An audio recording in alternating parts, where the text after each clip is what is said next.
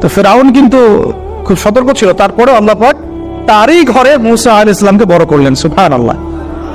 আর মুসা আলাইহিস সালাম ফেরাউনের স্ত্রী দুধ পান করছে না, তখন মুসা আলাইহিস সালামের একজন বোন আছে, সে গিয়ে তাদেরকে খবর দিল যে আমরা কি তোমাদেরকে হাল আদুল্লুকুম আলা মান ইয়াকফুলু, এমন একজনের কথা বলবো যে মুসাকে দুধ পান করাবে, এই বাচ্চাকে দুধ পান করাবে।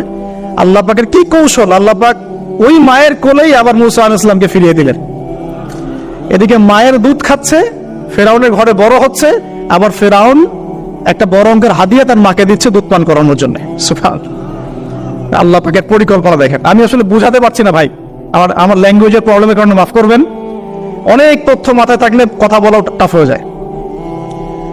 তো সুবহানাল্লাহ, আল্লাহ পাকের পরিকল্পনা দেখুন, যে নবী মুহাম্মদ সাল্লাল্লাহু আলাইহি ওয়াসাল্লামকে মক্কা থেকে তাড়িয়ে দিচ্ছে মানুষ, আল্লাহ রাব্বুল আলামিন সেই মক্কা নবীর পায়ের সামনে এনে দিলেন। সুবহানাল্লাহ।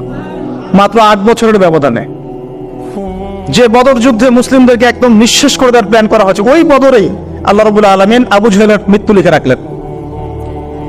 যে ইউসুফকে কুয়ায় ফেলে দিল তার ভাইরা, সেই ইউসুফকে আল্লাহ পাক সেখান থেকে কারাগার, রাজপ্রাসাদ, সেখান থেকে কারাগার, সেখান থেকে আবার নিয়ে আসলেন মিশরের পলিটিক্যাল পাওয়ারে। আল্লাহর পরিকল্পনা। যে ইয়াসরিব একসময় ইহুদিদের দাপটের জায়গা ছিল, ওই ইয়াসরিব মুসলিমদের পরতলগত করলেন আল্লাহ পাক হিজরত করিয়া।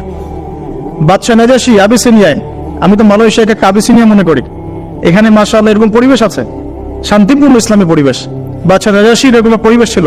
বাদশা নাজাশী কিন্তু মুসলিম ছিল না, সে খ্রিস্টান ছিল। তারপরেও নবীজি বলতেন